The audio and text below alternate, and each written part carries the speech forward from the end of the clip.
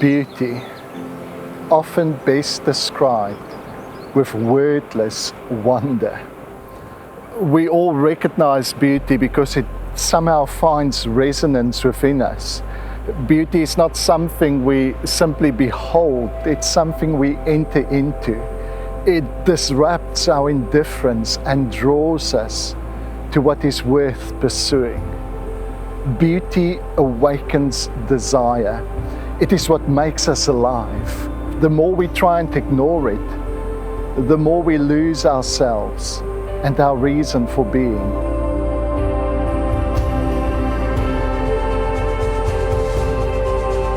We can all recognize the beauty in this scene, yet we also know that no matter how beautiful the scene is, no one scene captures all that beauty is.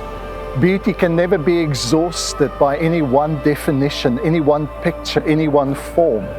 Beauty cannot be mastered, but unreservedly gives itself in friendship. It can never be controlled, but continually invites us to participate in its own reality. Beauty cannot be limited to any one definition, yet it continually gives itself to anyone who is simply prepared to be astonished. It is in this moment of awe, this moment of wordless, breathless wonder, that we know beauty most fully.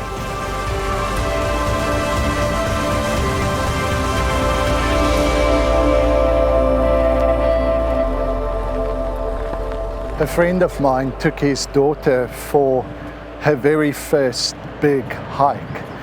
It was a rather demanding hike for a young child, 2 hours one way, but the promise of a waterfall and the excitement of exploring new terrain seemed to be all that was needed to energize her for this journey.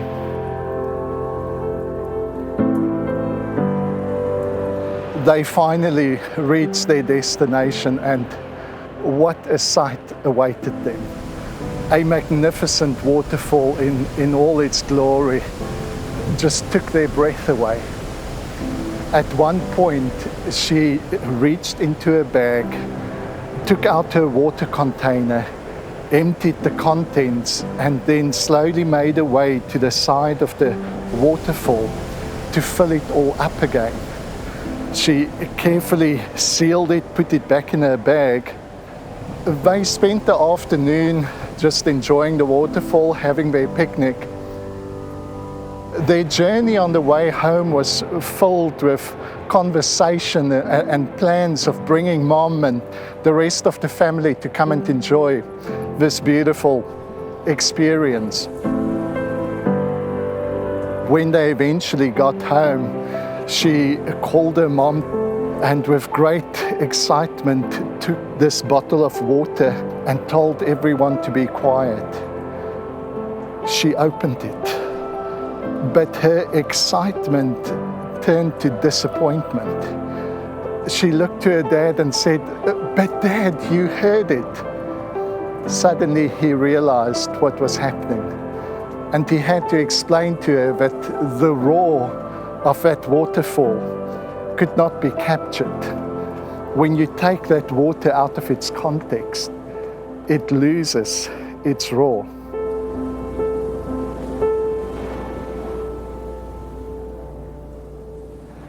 This girl was obviously sincere in her attempt to capture that moment, to preserve that experience of beauty that she simply wanted to share with others. Aren't we the same? But there are some things that just aren't supposed to be captured. God and beauty have much in common. God is less like statements that has to be believed, and more like beauty we fall in love with.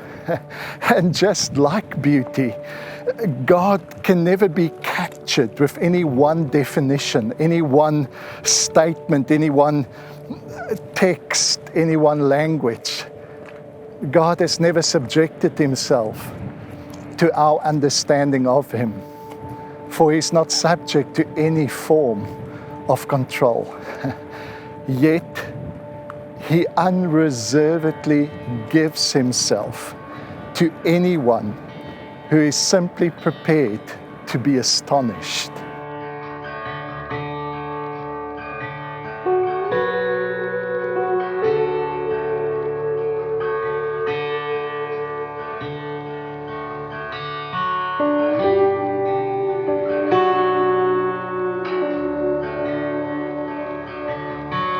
As we encounter this surprising gift of love, we know that this experience is more real and more true than any attempt at defining it.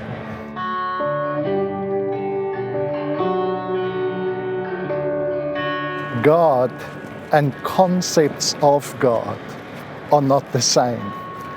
And God reveals himself, not concepts about himself. When this distinction is not clear, it's so easy for our concepts of God to become abstract idols. Not unlike the girl's little container with which she tried to capture that roaring waterfall. We want to share the moment, we want to share this inspiration with others, but there are two distinctly different ways to go about it. Our concepts of God can become either idols or icons.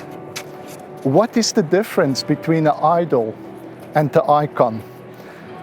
Well, since earliest times, people have tried to preserve that glimpse of the divine, and we resorted to our art, to paint, to sculpt.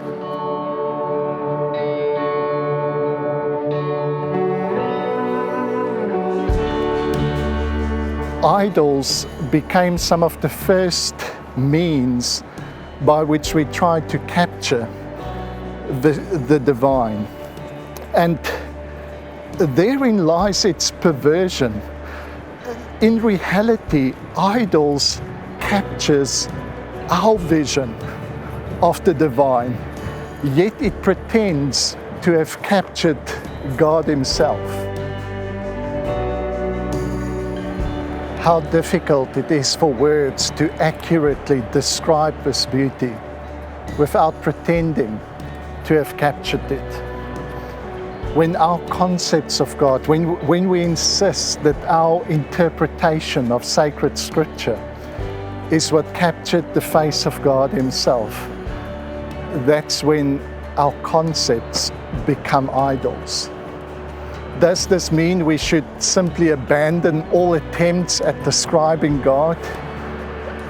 Should we rather just be silent and just experience this mystical union? Not at all.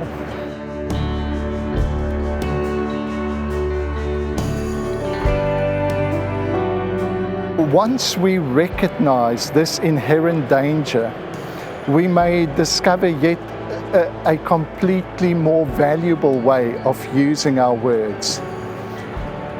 When our words inspires others to go and experience the beauty of who and what God is, our words have found their greatest calling. Language finds its greatest fulfillment when it symbolizes beauty, and its greatest perversion in claiming to have captured it.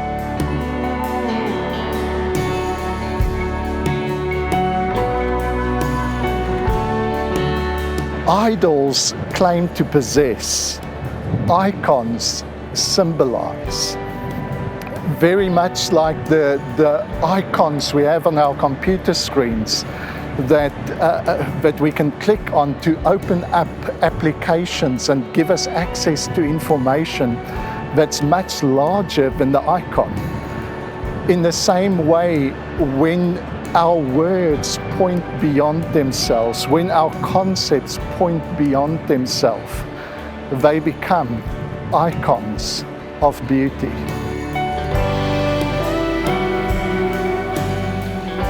2 Corinthians 3:18 speaks about this event in which we behold Christ as in a mirror.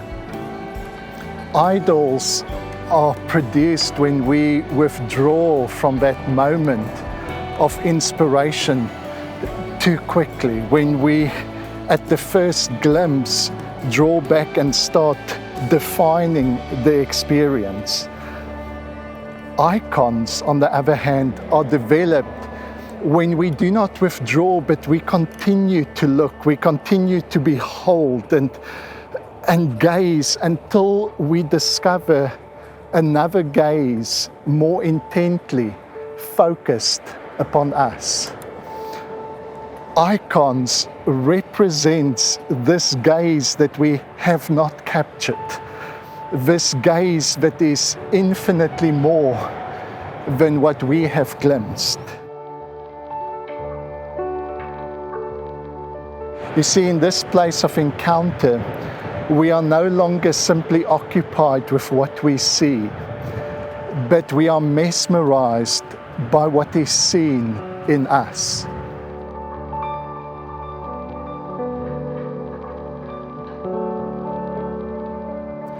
And so our faces are transformed into the visible mirror of this invisible gaze. Did you know that Jesus is called the icon of the invisible God? Jesus does not come to exhaust the revelation of who and what God is, but he is the introduction into an ever-unfolding revelation, an ever-unfolding experience that is larger than ourselves. If Jesus is indeed the self-revelation of God, then he is also the end of our concepts about God. He's the icon that eliminates our idols, our abstract theories with which we try to define the infinite and confine the limitless. Jesus comes first and foremost not to strengthen your faith in God, but to make you an atheist in the God of your own making. He comes to bring your faith, your way of subjecting God to your own understanding. He comes to bring that to an end. It is only in this place where our ideas and our faith is completely devastated that we have an opportunity to meet the God that transcends all our ideas about God. This is why so many church fathers and mystics have said something very similar to this. To experience God is to experience the complete and utter failure of our own intellect. This does not mean we abandon our intellectual pursuit of Him.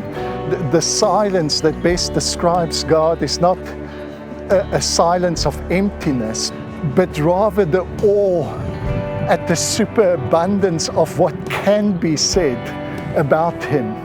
It's in this place of encounter where our concepts are continually drawn by the infinite God to transcend its own limits.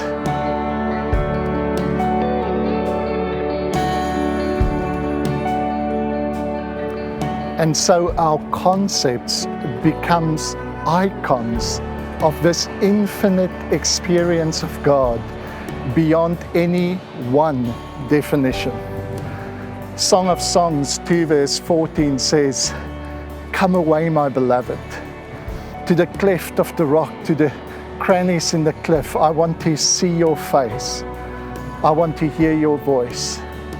For your voice is lovely and your face so sweet." Can you sense God drawing you into an encounter with Himself beyond any predefined expectation? If you have found yourself disappointed with God, maybe what you've been disappointed with has been your concepts of God. But God is ready to surprise you. He's ready to astonish you with a beauty that you are part of. And may I ask you that in our proclamation of this gospel, may we proclaim to people more, may we introduce them to more than our concepts about God.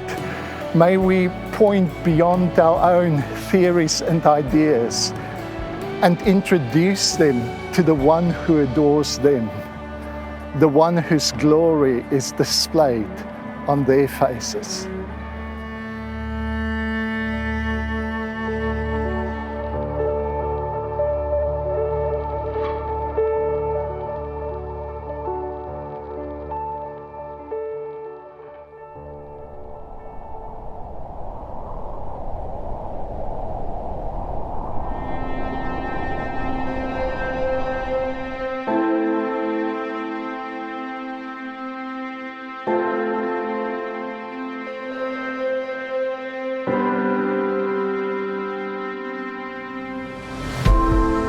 I am the stirring in your being, the elusive beauty beyond, and the space between.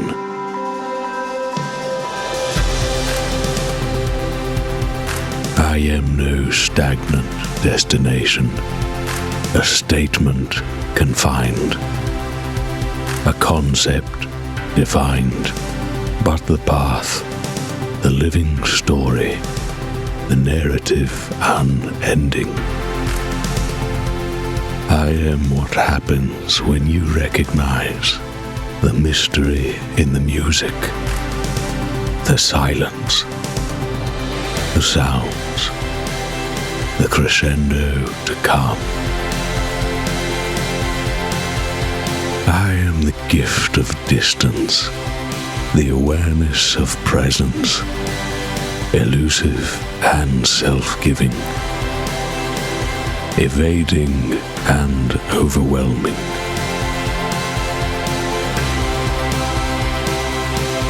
I am no thing, the infinite possibility of everything. I am who desires you, though I have no need of you.